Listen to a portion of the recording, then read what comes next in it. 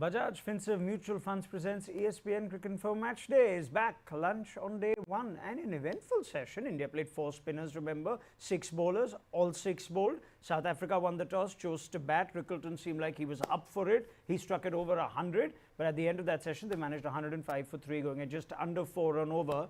There is plenty to discuss and just 27 overs of cricket in this series. Vernon Philander will join us in a moment. Sanjay Bangar with me first up. Mr. Bangar, who's the happier team at lunchtime on day one? I would say South Africa, because you would expect that Indian team would have picked 3 or 4 wickets, which they did.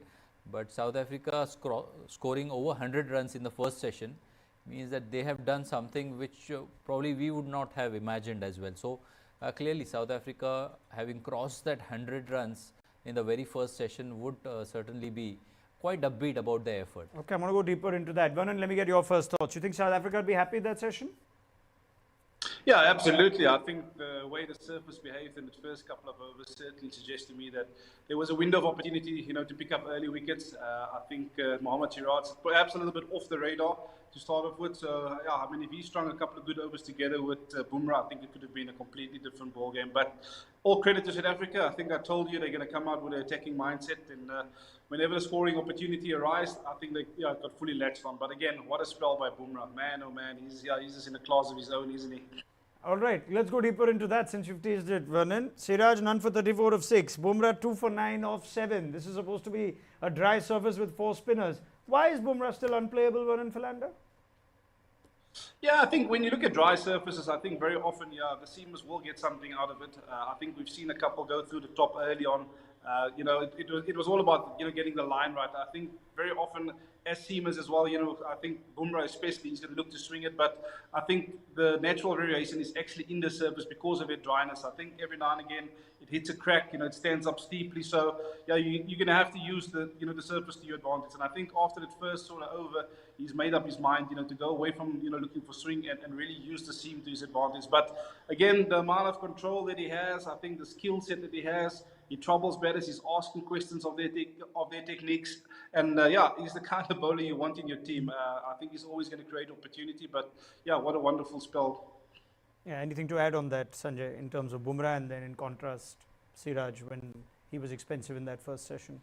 Always at the stumps and making the batsman play all the time, wherein very few deliveries down the leg side or outside off stump, because Rickleton and Markram both have shown that if you are slightly in line or length, they'll take you for runs. So Bumrah not offering any width as well as always at that off stump or middle stump meant that very few could be scored off him, as well as those wicket taking deliveries, because I mean, those were proper deliveries. It wasn't that poor shot making, but all 3 wickets that fell off South Africa were extremely good deliveries. That Markram ball that he's bowled there now, firstly, is that as unplayable as it gets? And secondly, all credit to the bowler, or is there something that ball tells us about the pitch as well in the first session on day one? Well, a little bit of an extra bounce, maybe might have stopped a little, and which meant that he looked like playing at it and then wasn't able to take his hands off or take his hands down or drop his wrists a little bit. But all in all, I think that was type of a delivery which you would also encounter in South African conditions, wherein if the ball reared off a length and it just catches the outside edge or the glove, and you just have to give credit to the bowler. Yeah, let's ask the fast bowler as well, just on that one ball. But sometimes it's nice in Test cricket to write a short story just on one ball, Vernon. But Bumrah to Markram, what words would you use to describe that delivery? Yeah, I think it was unplayable. First of all, I think you look at the invariable bounce in the surface. So to me, I mean, if I have to sum up that session, if I have to sum up the conditions, I think the line's going to have to be straighter. You're going to perhaps settle in a line on around off stump, because there is a massive variation inbound. So, yeah, I mean, you get 1 or 2 to go through the top. You're going to challenge the batters outside edge, but I think as a batter, you get into some sort of rhythm, and once you see 1 or 2 start keeping low, you can't leave the ball. You don't have the confidence of leaving the ball, because 1 or 2 might just start to squat. So that line is going to be very important. I think we have seen a couple go through the top, but if I have to sum that ball up, simply unplayable. Brilliant. Let's go into what you called on our pre-show, Vernon. South Africa looked like they came out with an intent and a positive approach, almost like they wanted to score quickly. Both openers got starts at a pretty good clip. Now, was that a conscious effort to take down some of India's spinners and bowlers early, or do you sense they're also assessing this pitch will get more and more challenging, so we have to make the first morning count? Yeah, I think, just my own synopsis of the scenario. I think when you play in the subcontinent, you often ask yourself, when is the best time to score? And I think the best time to score in the subcontinent is often against against the new ball. I think a new ball, a good surface, you get yourself in, you try and get yourself over the advantage line. I think South Africa is sitting pretty at the moment. I think if you have to ask my honest opinion around what's going to be a good score on this surface, I'd say if you can get yourself to 300 plus in the first innings, you'd have done wonderfully well. But again, we all know the older the ball gets, the more involved the spinners get, the harder it is to rotate strikes. So I certainly feel that they've obviously earmarked that the best scoring opportunity will be against the new ball. Obviously, on a fresh surface. Although the surface is not that pleasant, I think there's plenty to work with for seam and spin. So again, I think they've done wonderfully well to get themselves into this position. Sanjay, on South Africa's approach and Vernon's thoughts that this might be one of those bat quickly and get to a 300, which is a very good score surface? I do agree with Vernon, but in parts, because I don't think that this is a type of a surface which is going to put doubt in the batter's mind in terms of, it's simply unplayable. I don't think this is an unplayable surface. Yes, there is going to be turn on offer. The ball might just hold a little bit, but it's not that type of an unplayable surface which they might have encountered in the 2015 series or the 2019 series. Obviously, in the 2019 series, there were good pitches, but in the 2015-16 series, the wickets were very, very underprepared. So that is not the case here, and hence I feel that what I was impressed more is the type of shot selection from the South African batters against spin, and they were not really looking to play the sweep shot, which is generally the case wherein visiting teams do get fallen into that trap of let's only look to sweep the ball. But here they were coming down the wicket as well. The shot that you saw of Markram against Akshar Patel, or even Zorzi playing that shot, meant that they made effort in going down the surface as well and showing good mix of play on the back foot as well as on the front foot. All right. Vernon, you want to add anything on that in terms of South Africa's game plan against the spin that was pretty evident to see? Yeah, I think, you look at how they've played against Bangladesh, you look how they played against Pakistan, and it's quite evident that they don't want any spin bowler to settle in on the length. So that's why they come down the track to disrupt the length, of that spinner to, obviously, once you come down the track, you're almost forcing the bowler to go a touch shorter. Then you can play them off the back foot. So we always talk about being proactive, and I do feel that they've spent a lot of time on that element, in their games. Because in the past, we have been found wanting, playing in the subcontinent. You talk about sweep shots. I think these days guys go to the reverse sweep probably more than they've gone to the conventional sweep shot. So to take those modes of, LBW bowled out of play. So the reverse sweep, you get out of line, outside the line, and you almost take those modes, obviously of dismissal outside of play. So I do feel this young crop, they've been a lot more proactive than perhaps the guys in the past, and that's why we see, different results. Okay, excellent. I want to probe Sanjay's point a little more before I go into India's spinners on this pitch. You're saying it's not necessarily one where you will not be able to bat long for as a batter, but the kind of balls that we're seeing getting you out would cause doubt on whether you should maximize your time at the stage, whether you'll always have that one ball coming. Normally we expect a surface to be flat. This is not flat, right? This is not flat, but one always thinks of day one pitch in India and day one pitch in South Africa. Right. So if the ball rears and seams and swings, that's fine. That's good cricket. But if it is going to test your defense, like the ball that took Bauma's pitch, Bauma's wicket, he wasn't there to the pitch of the ball. And if you do allow the ball to turn, those edges are going to be taken by the close-in fielders. So your defense is going to be tested.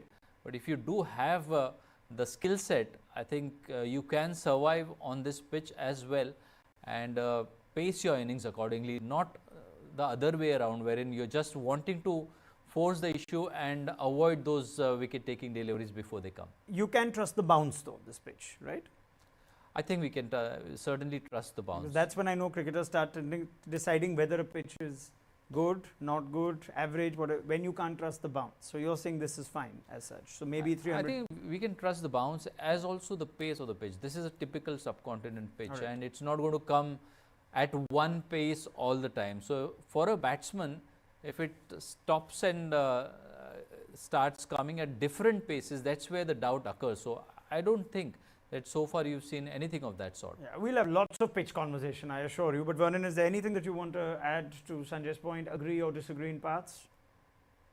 Yeah, absolutely. I think I'm going to have to disagree. I think because we've seen a couple of invariable bounds, especially from Bumrah. A couple go through the top and a couple keeping low, especially against Aiden Markram. So there in itself, lies the big challenge. I think as a batter, you'd want to see through bounds as well as pace, but I do feel there's enough in the surface for bowlers to work with. I'm not saying it's a bad pitch. I'm just saying that there is enough, elements, for the bowlers to extract if they can get a good grouping in a good area. Sir, anything you all want to discuss between yourselves? No, not at all. Not at all. Batsman going versus bowler. So Very I like good. the look of things. Very good. I would love to revisit this in a little while from now. Let's just quickly wrap things up with India's spinners and the choice of spinners. Washington Sundar came in quite late. Maybe there's a case to, this is something I'm going to keep asking, which spinner could have come in when. But with Tony D'Souza at the crease, whether you could have brought in the off spinner in earlier, he only bowled the 1 over before lunch. But what do you make of Gill's use of his bowlers?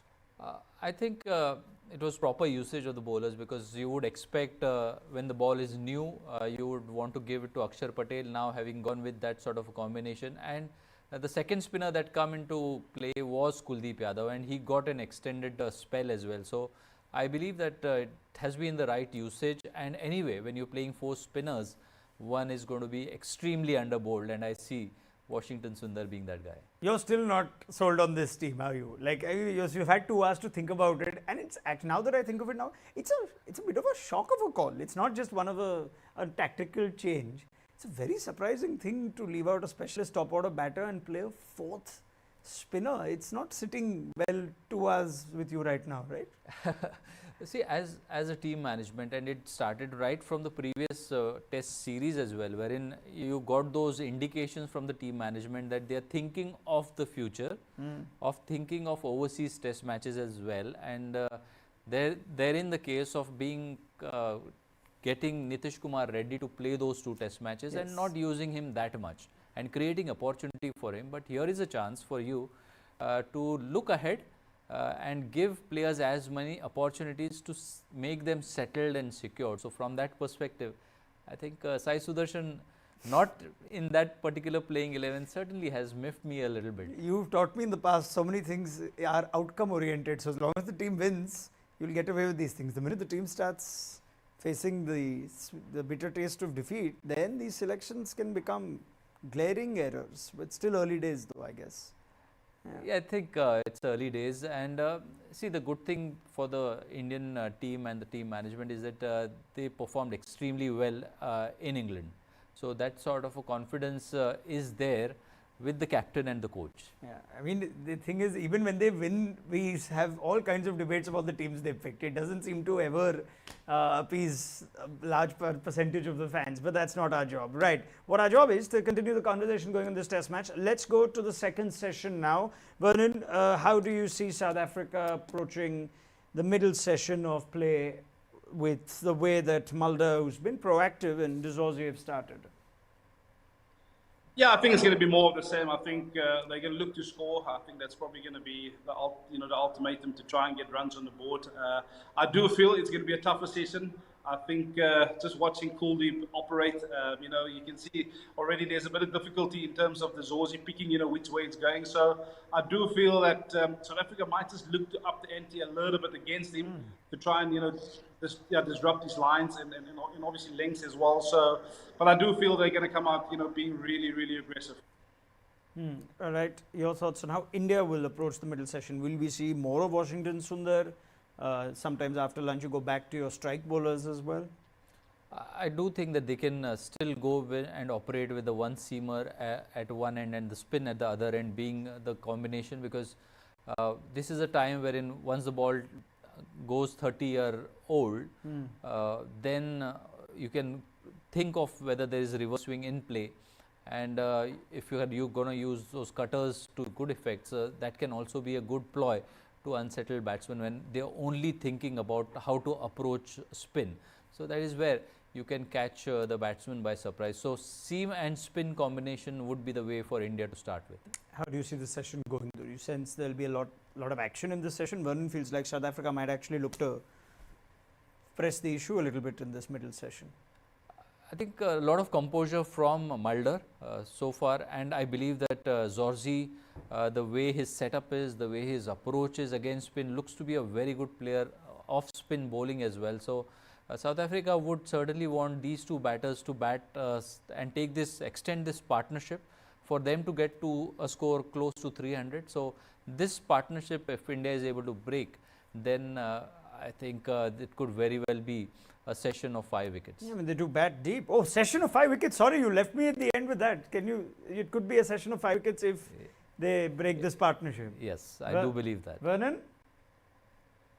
I think I'm going to have to disagree again. Look, I think they will definitely, I mean, it's going to be a tight season. I don't think, it's going to be outright South Africa. I don't think it's going to be outright India, but I do feel there's going to be a very good battle between bat and ball. I think I have to take Sanjay's point up there. I think seam will play a massive part, especially if there is a bit of reverse swing on offer. I think we've seen the invariable bounce earlier, and if you can get the ball onto the stumps, I think the seamers could be in the game as well. So my predictions, I'd probably say South Africa lose 2 wickets, but I think the scoring rate is going to be the important topic for South Africa. Brilliant. Well, one of you is going to get your last answer of this show clipped and put on social media in 2 hours. Or maybe both, and I think it'll be the one that didn't get it right, or more than the one that did. Thank you, Vernon, and thank you, Sanjay Bangar. Excellent conversation. Let's keep that going. There's still so much cricket to be played, but we've already had so much to talk about in just one session of play. Join us for what should be a quick fire and fun tea time show right here on Bajaj Finserv Mutual Funds presents ESPN Cricinfo Matchday.